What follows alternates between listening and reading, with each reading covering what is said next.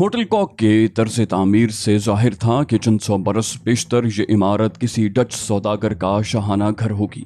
ढलवान छतें, शीशे की कद आदम खिड़कियां और दबीज चौबी दरवाजे जिन पर लोहे की भारी जंजीरें लटक रही थीं। डेस्क पर अपना जाली नाम और पता दर्ज करने के बाद हम दोनों अपने कमरे में आ गए। शाम के खाने के लिए हॉल में पहुंचे थे। हॉल के एक कोने में चंद नौखेज लड़के और लड़कियां ज्यूक बॉक्स पर बजने वाली तेज मौसीकी पर धमाधम नाच रहे थे।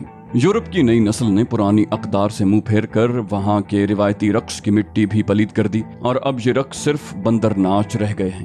हॉल के दूसरे हिस्से में खाने का काउंटर था जिसके पीछे एक खूबसूरत डच लड़की खाना दे रही थी। हमने रात का खाना खाया। साथ वाले स्टूल पर एक सुर्ख बालों वाला हिप्पी बियर पीने में मशगूल था। उस रात हमने होटल से बाहर कदम नहीं रखा, लेकिन दूसरे दिन सुबह ही सुबह नाश्ता करने के बाद बाहर निकल आए। मौसम अबरालूद था और किसी भी वक्त बारिश हो सकती थी। बाहर तो और हम एम्स्टरडैम की खूबसूरत सड़कों पर आवारागर्दी करने लगे। ट्राम मिंट टावर यानी एम्स्टरडैम के कदीम दरवाजे पहुंचे और फिर शहर की खूबसूरत तरीन सड़कें और खरीदो फरोख्त के मराकज देखने लगे। कैलोरस्टार्ट में गाड़ियों की आमदोरफ्त ममनू थी और लोग यहाँ ज्यादा आराम से खरीदो फरोख्त कर रहे थे। मिंट टावर के पास कश्तियों में सजे हुए फूलों के बाजार पुरसुकून थे। साइका माइलर एक बेहतरीन गाइड की तरह मुझे एम्स्टरडैम के बारे में मालूमात फराहम कर रही थी। दुनिया में हीरों की सबसे बड़ी मंडी एम्स्टरडैम ही में है, उसने बताया।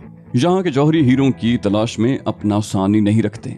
शायद ये बात तुम्हारे इल्म में हो कि कोहिनूर हीरा जब लंदन मुंतकिल हुआ तो मलिका विक्टोरिया को हीरे की देसी तराश पसंद नहीं आई। चुनाचे इसे यूरोपी वजह देने के लिए एम्स्टरडैम के माहिर जौहरियों की खिदमात हासिल की गईं। यादगार चौक में सीढ़ियों पर भांत भांत के हिप्पी पड़े हुए थे।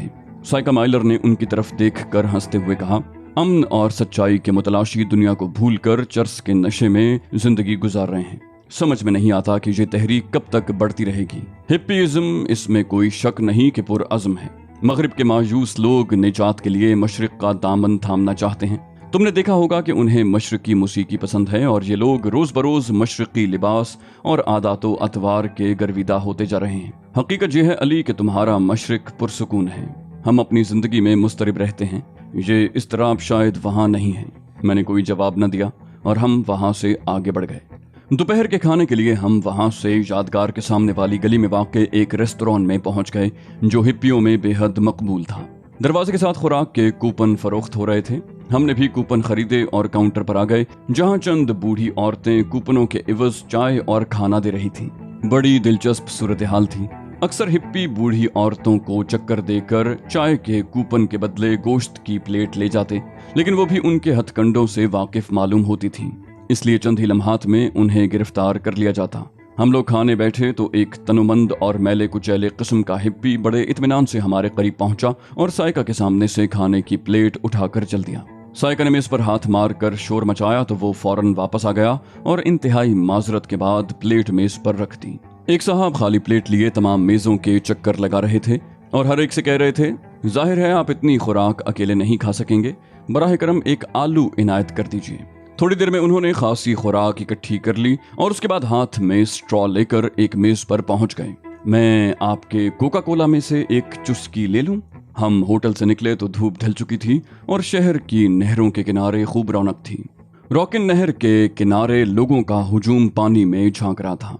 मालूम हुआ कि नहर में एक कार गिर गई है जिसे क्रेन की मदद से निकाला जा रहा है। खासी दिलचस्प जिंदगी थी यहाँ की और मैं उससे खूब लुत्फानंदोज हुआ। रात ढले हम होटल कॉक में वापस आए थे। साइका माइलर के चेहरे से जो मुसर्रत झलक रही थी उसने उसके हुस्न में बेपनाह इजाफा कर दिया था। बड़ी बेबाकी और बेतकल्लुफी से वो मेरे कमरे में सो गई थी जैसे उसे दुनिया के दूसरे जज्बों के बारे में कुछ खबर न हो। मैंने उसकी आंखों में सुकून के जज्बात देखकर उसकी शख्सियत का एहतराम अपने दिल में बसा लिया था। दूसरी सुबह फिर इसी अंदाज में तुलू हुई और हम अपनी ज़रूरियात से फारिग होने के लिए बाहर निकल आए। हॉलैंड के रहने वालों की जिंदगी में एक सलीका है, शानदार तर्ज तामीर, दीदा ज़ेब रिवायती लिबास, घरों की सजावट। अहले हॉलैंड के इस आला ज़ौक़ ने ही दुनिया के अजीम मुसव्विरों को जन्म दिया था। Frans Hals, Pieter Hooch, Rembrandt, Ruisdael, Jan Steen और वैन गॉ मुसव्विरी के सुतून माने जाते हैं और एम्स्टरडैम का राइक म्यूजियम यूरोप के बेहतरीन अजायब घरों में शुमार होता है। ये पेरिस के लूव, लंदन के नेशनल आर्ट, फ्लोरेंस के ओफिजी और मैड्रिड के प्राडो का हम पल्ला है। इस म्यूजियम में जदीद मुसव्वरों के शाहकार भी देखे जा सकते हैं। हमने काफ़ी देर तक म्यूजियम की सैर की और पिकासो, गॉगैन और फिर वैन गो के शाहकार देखे। रंगों की दुनिया में मेरी आंखें चुंधिया गई थीं और इस दौरान तमाम तकलीफदेह एहसासात ज़हन से निकल गए थे। यही महसूस होता था जैसे अपने वतन से सयाहत के लिए निकला हूँ और एम्स्टरडैम की तफरीहात में हिस्सा ले रहा हूँ। साइका माइलर भी मेरे साथ बहुत खुश थी। हमारे दरमियान दो सच्चे और मुखलिस दोस्तों के से ताल्लुकात थे। फिर एक दिन एम्स्टरडैम के एक डिपार्टमेंटल स्टोर में हम कुछ खरीदारी कर रहे थे कि दुबला पतला सा एक शख्स, जिसके सर के बाल झालर की शक्ल में कानों के पास लटक रहे थे, मुसमुसी शक्ल बनाकर साइका के पास आ खड़ा हुआ। साइका ने उसे देखा तो चौंक पड़ी। उसकी निगाहें इधर उधर भटकने लगीं और उसके बाद उसने कॉफी का एक डिब्बा उठाते हुए उससे कहा, क्यों, कोई खास बात है? वो बोला, हाँ मैडम, पैगाम पहुंच गया है। साइका माइलर ने कहा, ओके जाओ। और वो शोकेसों पर निगाह डालता हुआ इस अंदाज में आगे बढ़ गया जैसे उसे किसी खास चीज की तलाश हो। साइका के चेहरे पर संजीदगी तारी हो गई थी। फिर मैंने उसे वापस मुड़ते हुए देखा और हम डिपार्टमेंटल स्टोर से निकल आए। मैंने पूछा, यकीनन कोई खास बात है साइका? उसने मुस्कुराते हुए कहा, हाँ, तफरी का वक्त खत्म। मैंने कहा, ठीक है, तफरी का वक्त खत्म हो जाना चाहिए। जब काम हो तो तफरी बेमजा हो जाती है। उसने कहा, आओ चलें। उसके बाद हम एक टैक्सी में बैठकर वापस होटल कॉक पहुंचे। यहाँ से अपना मुख्तसर सा सामान वसूल किया, कमरे का बिल अदा किया और बाहर निकल आए। थोड़ी देर के बाद एक टैक्सी साइका माइलर की उस खुसूसी रिहाइश गाह की तरफ जा रही थी जिसे नंबर 10 का नाम दिया गया था। साइका ने नंबर 10 पहुंचने के बाद कहा, थोड़ी देर के लिए तुमसे इजाजत चाहूंगी अली, महसूस न करना, फिर मैं यकीनन तुम्हें हालात से आगाह करूंगी।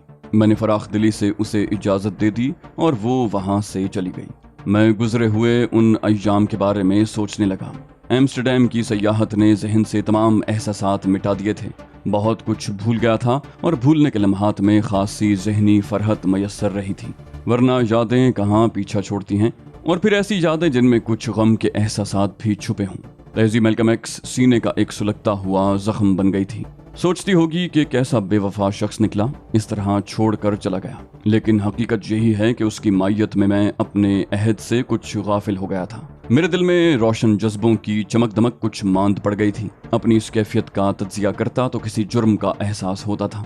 तहजीब की कुर्बत ने मुझे अपनी ज़ात के बारे में बहुत कुछ सोचने पर मजबूर कर दिया था, जबकि मेरे मिशन का तो तकाजा ही ये था कि अपनी ज़ाती ख्वाहिशात से मावरा होकर सोचूं। बस सूरत दीगर मुझे क्या ज़रूरत थी कि अपनी तालीम, अपना माहौल, अपना मुस्तकबिल सब कुछ दाव पर लगा दूं। ज़ाती ख्वाहिशात की तकमील ही अगर मकसद ज़िंदगी होती तो किसी भी आम इंसान की तरह दुनिया की तमाम आसाइशें हासिल कर लेता और ख़ुद अपनी ज़ात में गुम हो जाता। जब अपने आप को किसी मकसद के लिए वक्फ किया है तो ज़रूरी है कि दूसरी दिलचस्पियों को तर्क कर दिया जाए। तहज़ीब मैल्कम एक्स का साथ अगर सिर्फ एक दोस्त का साथ होता तो ज़्यादा बेहतर था। दिल के रिश्ते उससे न जाने क्यों उस्तवार कर लिए। इस क्यों का जवाब भी दिल ही दे देता। उसने भी तो मेरी खातिर ही अपनी दुनिया बदल डाली थी, दुश्मनियां मोल ले ली थी। वो कुछ खो दिया था जो सारी जिंदगी का असासा था, सारी जिंदगी जिसके तहत गुजरी थी, और अब ग्रीन पोल के हाथों न जाने उसकी क्या गत बन रही होगी। इन तकलीफदेह ख्यालात ने जहन को एक बार फिर किसी कदर परागंदा कर दिया। जी चाहा कि जल्दी से साइका माइलर वापस आ जाए और बोरियत के ये लम्हात दूर हों। शाम तक ऐसे ही ख्यालात का शिकार रहा। रात हो गई। तकरीबन 9:30 बजे साइका माइलर का टेलीफोन मिला। उसने पूछा कि क्या मैंने खाना खा लिया है। मैंने इससे इनकार किया तो उसने लजाजत आमेज लहजे में कहा, थोड़ी देर मेरा इंतजार कर लो, खाना मैं तुम्हारे साथ ही खाऊंगी।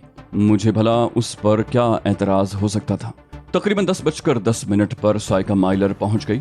खाना लगाने के लिए कहकर आई थी, चुनाचे हम दोनों खाने के कमरे में दाखिल हो गए।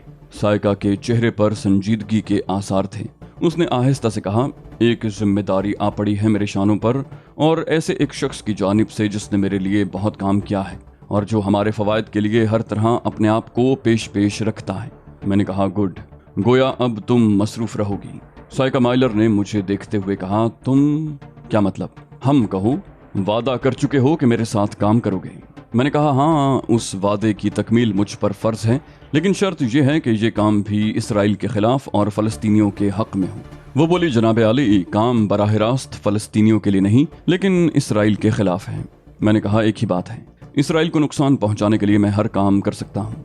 साइका बोली, एक फ़लस्तीन पसंद शख्स जो गैर मुल्की है, बड़ी हैसियत का हामिल है।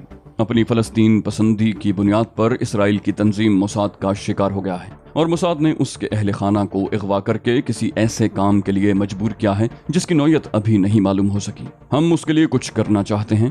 اس نے ہم سے امداد مانگی ہے۔ میں نے مستعدی سے کہا تو پھر یہ سمجھ لو کہ یہ میرا کیس ہے۔ سائیکا مائلر بھی مسکرانے لگی۔ بولی پرسوں شام 8:30 بجے ہوٹل ایمسٹرڈیم میں ہماری مطلوبہ شخصیت کا نمائندہ آ رہا ہے۔ اس سے ملاقات کے بعد ہی مکمل تفصیلات معلوم ہوں گی۔ اس دوران مجھے خاص انتظامات کرنا ہوں گے۔ تم یہ بتاؤ کہ تم اس دوران کیا کرنا چاہتے ہو؟ میں نے کہا کچھ نہیں، میں تمہاری مصروفیات میں خلل نہیں ڈالوں گا۔ ہاں اگر اس سلسلے میں میری کوئی ڈیوٹی ہو تو مجھے بتا دو۔ بولی نہیں، ابھی اس کی ضرورت نہیں ہے، البتہ جیسا کہ تم نے کہا کہ یہ تمہارا کیس ہے تو اس سلسلے میں کوئی تکلف نہیں کروں گی۔ یعنی اگر صورتحال اس طرح کی ہوئی کہ تم اس پر عمل کر سکو تو یقینی طور پر تمہیں اس سلسلے میں آگے بڑھنا ہوگا۔ میں نے کہا ٹھیک ہے سائیکا، میں تیار ہوں۔ سائیکا اس رات میرے ساتھ نہیں تھی۔ دوسرے دن بھی اس سے ملاقات نہ ہو سکی۔ تیسرے دن دوپہر کے کھانے پر وہ میرے پاس پہنچ گئی۔ بولی میں تیار ہو کر آئی ہوں، رات کے 8:30 بجے ہمیں ہوٹل ایمسٹر پہنچنا ہے۔ میں نے گردن ہلا دی۔ تقریباً 7:45 بجے ہم اپنی رہائش گاہ سے نکل آئے تھے۔ شہر کے وسطی علاقے میں میرن گیراڈ نہر کے کنارے ہوٹل ایمسٹر واقع تھا۔ سیاحوں کو اس ہوٹل میں خاص سہولیات مل جاتی تھیں جن کی وجہ سے یہاں زیادہ تر غیر ملکی ہی نظر آتے تھے۔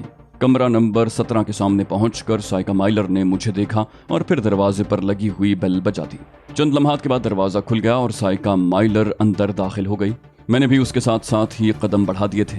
سائیکا مائلر نے اندر موجود شخص سے کچھ کہا اور میری نگاہیں اس ایجنٹ کی جانب اٹھ گئیں، لیکن دوسرے ہی لمحے میرے ذہن کو اتنا شدید جھٹکا لگا تھا کہ ایک لمحے کے لیے میں ہوش و حواس ہی کھو بیٹھا۔ جو کچھ میں دیکھ رہا تھا غلط نہیں تھا، اس میں کوئی نظر کا دھوکہ بھی نہیں تھا۔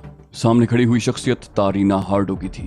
وہی دراز قد و قامت، وہی پرروب شخصیت، لیکن تارینا ہارڈو تو میرے ہاتھوں ماری جا چکی تھی، ایک ایسی کیفیت میں جس کے لیے میں نے جب بھی سوچا مجھے افسوس ہوا۔ یہ وہی تارینا ہارڈو تھی، خاموش، پرسکون۔ میں ابھی تک سائیکا مائلر کی طرف متوجہ تھا اور اس نے مجھ پر نظر نہیں ڈالی تھی۔ میں نے اس کی پاٹدار آواز سنی، ہاں مس مائلر، مجھے آپ کے بارے میں مکمل معلومات فراہم کر دی گئی ہیں۔ آپ سے مل کر بے حد مسرت ہوئی اور اس بار وہ میری طرف متوجہ ہوئی تھی۔ کوئی دھوکہ ہوتا تو کم از کم تارینا ہارڈو کو نہ ہوتا۔ اس نے میری طرف دیکھا اور ایک دم اس کے چہرے کے عضلات میں تشنج سا پیدا ہو گیا۔ وہ 2 قدم پیچھے ہٹ گئی۔ سائیکا مائلر نے اس بات کو محسوس کیا۔ اس نے پہلے تارینا ہارڈو کی طرف اور پھر میری جانب دیکھا اور اس کے بعد اس کے چہرے پر ایک ہلکی سی مسکراہٹ پیدا ہو گئی۔ بولی یوں محسوس ہوتا ہے جیسے آپ لوگ ایک دوسرے کو جانتے ہیں اور اس وقت اس بات کی توقع نہ رکھتے ہوں گے کہ آپ کی ملاقات اس طرح ہو سکتی ہے۔ تارینا ہارڈو نے جیسے یہ الفاظ سنے ہی نہیں تھے، وہ پھٹی پھٹی آنکھوں سے مجھے دیکھ رہی تھی۔ پھر وہ چند قدم آگے بڑھی اور میرے نزدیک پہنچ گئی۔ اس نے میرے شانے پر ہاتھ رکھا۔ اس کے ہاتھ کی گرفت بہت مضبوط تھی۔ پھر اس کی لرزتی ہوئی آواز ابھری، یہ تم ہی ہو؟ کیا یہ تم ہی ہو علی یار خان؟ مجھے غلط فہمی تو نہیں ہو رہی؟ میرے خدا، یہ تم ہی ہو۔ میں بھی اپنے حواس پر پوری طرح قابو نہیں پا سکا تھا۔ میں نے سرسراتی آواز میں کہا، لیکن تم تارینا، تم؟ کیا میں اس بات پر یقین کر لوں؟ کیا تم زندہ ہو تارینا؟ تارینا کے ہونٹوں پر مسکراہٹ پھیل گئی۔ بولی اس کا مطلب ہے کہ تم علی یار خان ہی ہو۔ ہم دونوں میں سے کسی کو دھوکہ نہیں ہوا۔ سائیکا مائلر نے درمیان میں مداخلت کی۔ بولی میری شخصیت کچھ عجیب سی ہو گئی ہے، مجھے کیا کرنا چاہیے؟ اس وقت تارینا سائیکا کی طرف متوجہ ہو گئی۔ بولی میں سائیکا، یہ صاحب، کیا آپ انہیں جانتی ہیں؟ معاف کیجیے گا، میرے حواس ابھی پوری طرح بحال نہیں ہوئے ہیں۔ میں ابھی کچھ دیر تک اپنے آپ پر قابو نہیں پا سکوں گی۔ کیا آپ نے دروازہ بند کر دیا؟ پلیز اسے اندر سے لاک کر دیجیے۔ سائیکا مائلر مسکراتی ہوئی دروازے کی جانب مڑ گئی تھی۔ اس ملاقات اور اس انداز پر وہ دلچسپ نگاہوں سے ہم دونوں کو دیکھ رہی تھی۔ تارینا ابھی تک کھڑی ہوئی تھی۔ اس نے میرے بازو پر اپنے ہاتھ کی گرفت سخت کر دی اور پھر مجھے اپنے ساتھ گھسیٹتی ہوئی صوفے تک لے گئی۔ بولی بیٹھو علی، بیٹھو۔ شاید میں بھی تم سے کم حیران نہیں ہوں۔ تمہاری کیفیت کا مجھے اندازہ ہے، لیکن میں تمہارے مل جانے سے جس قدر مسرور ہوئی ہوں تم اس کا اندازہ بھی نہیں لگا سکتے۔ میں نے کہا، پہلے مجھے یہ یقین دلا دو کہ تم تارینا ہارڈو ہو۔ وہ شخصیت جسے میں نے اپنے ہاتھوں سے قتل کیا تھا میرے سامنے کھڑی ہوئی ہے۔ کیسے یقین کر لوں میں اس پر؟ سائیکا مائلر نے درمیان میں پھر دخل دیا۔ بولی، آپ لوگ یہ کام اور نہیں کر سکتے؟ ایک چھوٹی سی زحمت فرمائیے، میں آپ کی شکر گزار ہوں گی۔ میں چونک کر اس کی جانب متوجہ ہو گیا۔ تارینا نے مسکراتے ہوئے اسے دیکھا۔ بولی، جی فرمائیے۔ بولی، ایک قتل اور کر دیجئے، وہ میرا ہوگا۔ دراصل آپ لوگوں کی نہ سمجھ میں آنے والی گفتگو سے میں اتنی الجھ گئی ہوں کہ قتل ہونا چاہتی ہوں۔ اس کی بات پر اور اس کے انداز پر ہم دونوں ہی ہنس پڑے۔ تارینا ہارڈو نے مسکراتے ہوئے کہا، आप लोगों को साथ देखकर मुझे मजीद हैरत हो रही है और ताजुब है कि अली ने आपको कैसे तलाश कर लिया या आपने अली को कैसे तलाश कर लिया। अलबत्ता एक बात मैं ये कह सकती हूँ मिस माइलर कि अब आपकी पार्टी इतनी स्ट्रांग हो गई है कि शायद आपके अपने वहमो गुमान में भी ना हो। साइका ने कहा, मुझे इस वक्त अपनी पार्टी से ज्यादा आप लोगों की हैरतनाक वाकफियत से दिलचस्पी है और उस गुफ्तगू से जो अभी आप हजरात के दरमियान हो रही थी, जिसमें एक मकतूल के जिंदा होने का तस्करा भी था। तारीना ने कहा, आप बैठें तो सही, हमें किस अंदाज में मिलना था, बड़े तकल्लुफात होते हमारे दरमियान, लेकिन अब प्लीज आप बैठिए मिस माइलर। साइका बैठ गई, फिर बोली, दरमियानी तकल्लुफात तो वाकई इस माहौल में खत्म हो गए हैं, लेकिन जिंदा मकतूला के बारे में जाने बगैर गुफ्तगू का आगाज कैसे किया जाए। तारीना ने कहा, इसका फैसला अली करेंगे, मुमकिन है मैं जरूरत से ज्यादा कुछ बोल जाऊं। मैंने कहा, आप पहले साइका माइलर से काम की बात कर लें मिस हार्डो, हमारी गुफ्तगू बाद में हो जाएगी। साइका बोली, जी नहीं, एक शख्सियत ऐसी मिली है जिससे तुम्हारी जात पर रोशनी पड़ सकती है, तो बात का रुख बदल रहे हो। मिस तारीना, माफ कीजिए, मुझे आपका नाम इन साहब की जबानी मालूम हुआ है। आपको ये सुनकर हैरत होगी कि अली ने इंतहाई मुश्किल से अपना नाम बताया है। ये कौन है, क्या करते हैं, इस बारे में मुझे आज तक कुछ नहीं मालूम। अब जरा आप मुझे जल्दी से इनके बारे में सब कुछ बता दें। तारीना ने कहा, अली की इजाजत के बगैर ये मुमकिन नहीं। मैंने कहा, तारीना, ये अरबपति लड़की आसानी से नहीं मानेगी और फिर मुझे इससे बहुत से काम लेने हैं, इसलिए जो कुछ ये पूछे बताकर जान छुड़ाओ। तारीना बोली, मुझे तो खुशी हो रही है कि मेरे काम में आसानियां पैदा हो गई हैं। काम बहुत मुश्किल है, एक इंसान की इज्जत, वकार और उसके अहले खानदान की जिंदगी को खतरा लाहक है, लेकिन अली अगर इस पर आमादा हो जाएं तो मैं वापस जाकर ये खुशखबरी सुना सकती हूँ कि अब सब ठीक हो जाएगा।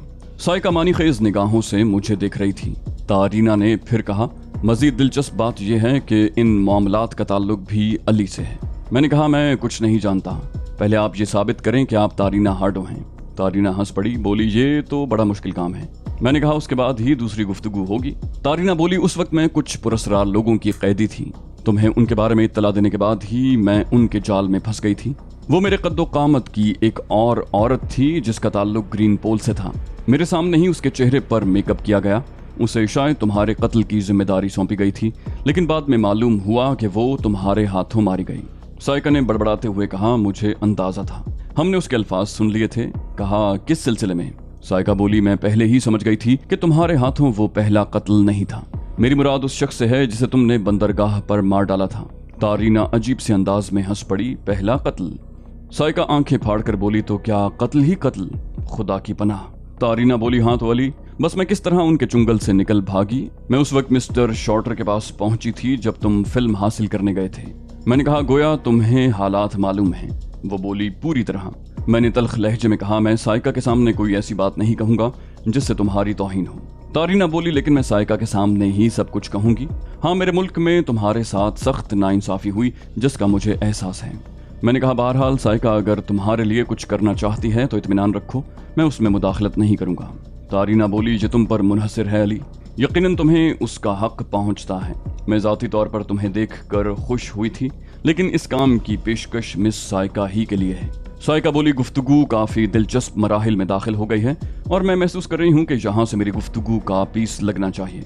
अली के बारे में तो आपसे बहुत कुछ पूछना है मिस हार्डो, लेकिन मुनासिब यही होगा कि पहले आप मुझे वो काम बताएं जिसके लिए आपने ये सफ़र किया है।